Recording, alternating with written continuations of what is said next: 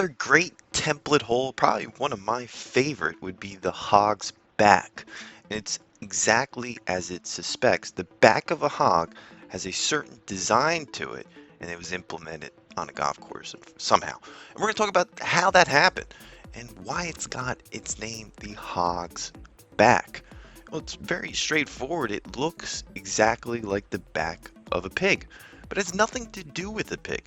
Let's walk on through each one of the attributes and the history behind the Hog's Back, which is focused on the fairway. It falls from the left and the right hand side. It's almost like a hill, repelling the balls from each different angle. So it has a lot of spin off the tee depending on which part of the back you hit. This is where it gets its name. The ground is shaped just like a hog's back, and they're typically longer par fours that play as some of the toughest on the golf course because of its great feel and illusion to the golfer off the tee. You might end up in the rough even if you land a certain part of that elevated green. Sometimes being in a less ideal spot means having a better approach shot with the side hill that lies with the ball above or below your feet.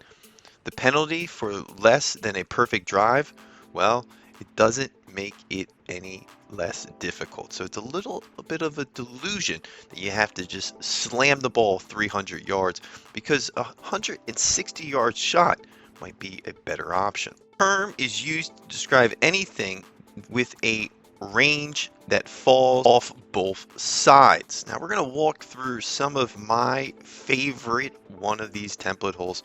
But what is the history of this hole? Well, like all the other template holes, CB Macdonald brought this idea over to the United States after playing a lot of golf in Britain.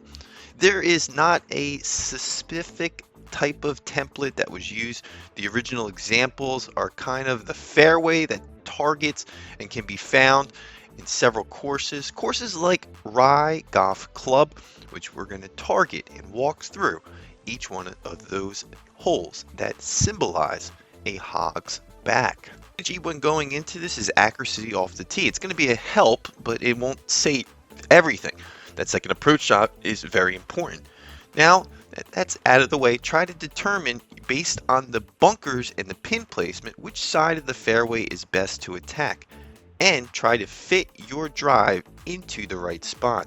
Shaping your drive can also come in handy here on these holes. You don't have to just slam a forearm. With a beautiful draw or fade, you could often use the fairway spine to your advantage and get a good kick forward in the right direction. No matter what you do, it is also possible that you can have a tough lie with your feet above or below the ball. Most players who spend majority of their time on the driving range struggle with these type of approach shots with an iron with the ball above them or below their feet. Nevertheless, let's walk on through some of those historical ones that we've hoping to play in the near future with the Professor.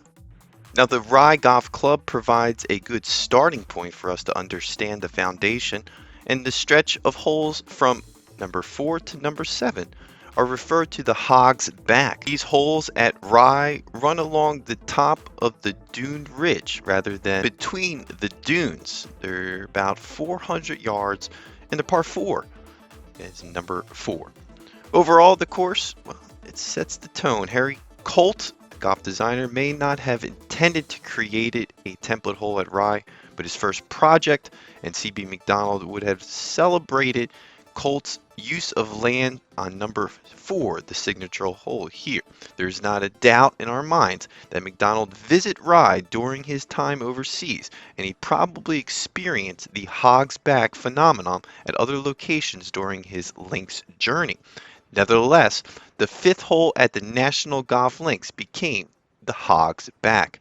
Looking at some other holes here, you have Greenbrier Old White Course. The 2nd hole here at Greenbrier justifies a fairway with a spine that runs down the middle, forcing balls to the left or right.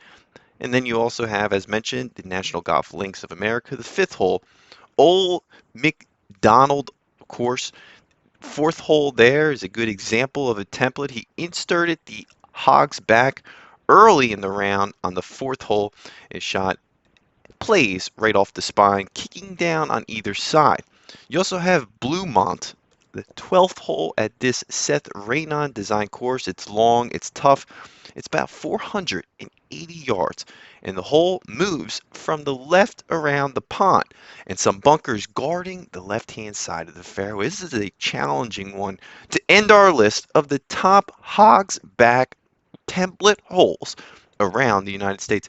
Is this your favorite template hole? Let us know down in the comment section. We're bringing you fun educational golf content in short periods of explosions of education.